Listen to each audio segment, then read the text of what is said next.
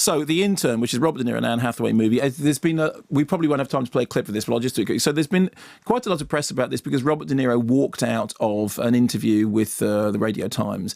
And usually when people walk out of interviews, it's because they know that the film that they're promoting is not really up to snuff.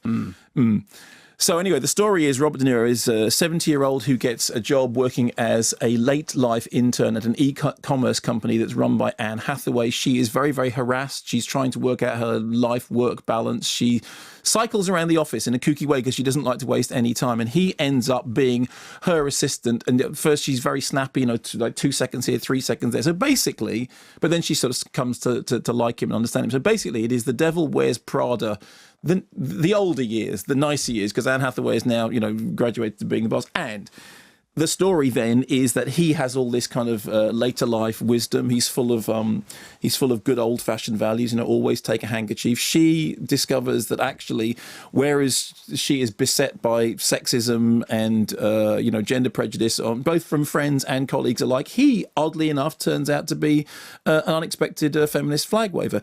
And I have to say, I went into it expecting to be grated by it, particularly because of the whole sort of walkout thing. But actually, I thought it was perfectly fun. I've read some very stinky reviews of it. I've read some people have, really taken against it. I don't understand that at all. There is nothing to take against. I mean, it's baggy and it's sentimental, but its heart's in the right place.